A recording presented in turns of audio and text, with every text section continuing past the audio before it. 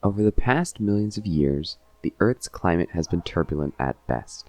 Hundreds of ice ages and hundreds of heat waves have happened over the course of our planet's known history.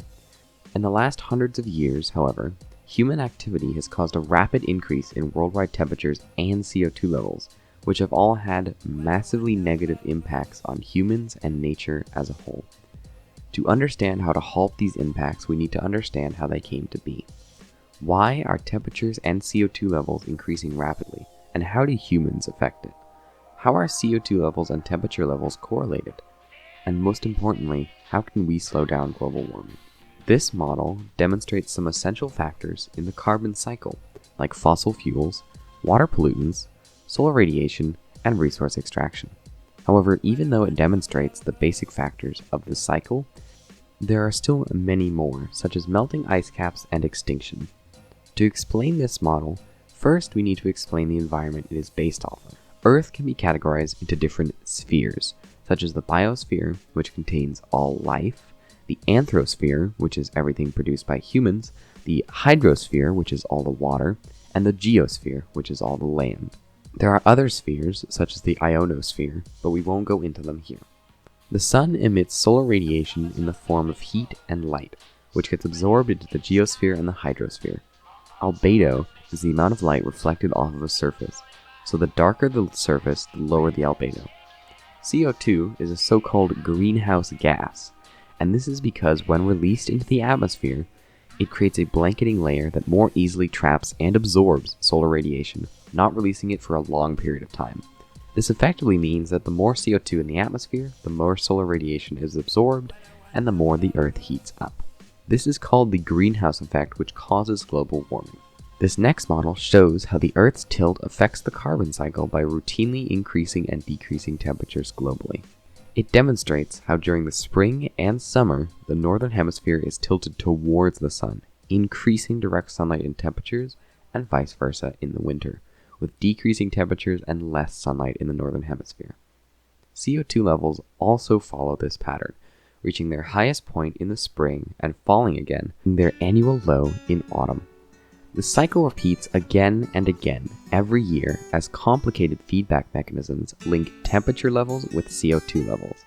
In spring, plants begin to grow more and use up more carbon dioxide in the process known as photosynthesis. In the fall, as the northern hemisphere is tilting away from the sun, less sunlight is received by the plants. They begin to perform a process known as cellular respiration, which releases carbon dioxide. The plants die off in large numbers and decompose, which releases more CO2 into the atmosphere. This process causes a natural rise and fall in global CO2 levels every year. The reason why this model is primarily concerned with the northern hemisphere is because it has the highest concentration of plants and the largest biosphere, which makes the northern hemisphere affect CO2 levels in the atmosphere the most. This model shows a limited version of the carbon cycle and why humans affect it. It shows factors such as fossil fuels and decomposition releasing carbon into the atmosphere, and processes such as photosynthesis absorbing it.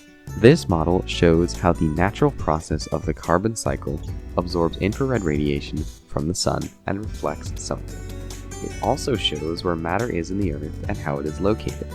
It shows some infrared radiation getting reflected by the atmosphere and clouds, and other radiation getting absorbed into the hydrosphere and geosphere, heating the Earth. It demonstrates how matter is located around the planet and shows some examples of what that matter might be, like carbon in the geosphere and hydrogen in the atmosphere. The next and final model is called the Keeling Curve. A main trend in most of the graphs is a rising temperature, beginning in the start of the year and reaching its peak in the 5th month.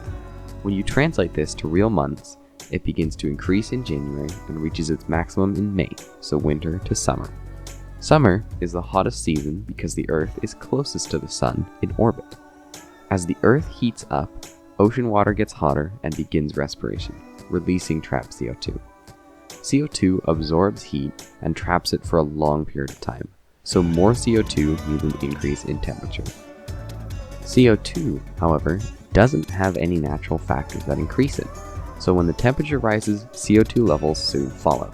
We can see all of this shown in the graph, which demonstrates a steadily rising temperature chart that has a 1-year annual cycle.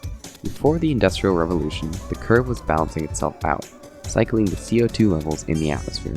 However, after the Industrial Revolution, the levels started steadily rising on an annual basis. Organizations such as NASA and NOAA are the leading companies investigating the climate crisis.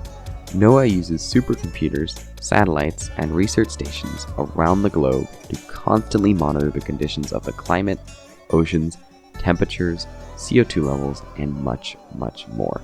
You can find out more information about who they are and what they do at www.noaa.gov. NASA is the current leader in the space industry and also uses satellites, supercomputers, and research stations to monitor the climate.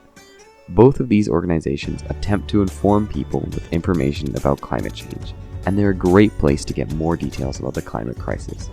I'd encourage you to visit www.nasa.gov and www.noaa.gov to learn more.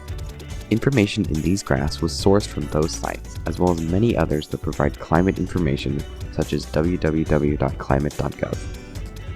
Global warming is a massive issue that, if we choose to ignore, will cause mass extinction and possibly even end all humans in the next centuries to come. However, there is still some hope. If we take heed to the signs, read the patterns and graphs, understand what we're doing to increase CO2 levels, and most importantly, choose to change ourselves, we can stop global warming together. Turn off the tap when you're washing your hands. Turn off the lights when you leave a room. Save up and get an electric car. Invest in electric companies. Get renewable energy for your house. Turn off a computer when you're not using it. Recycle things that you can recycle. And make sure to look at sites that I've mentioned for more information about the climate.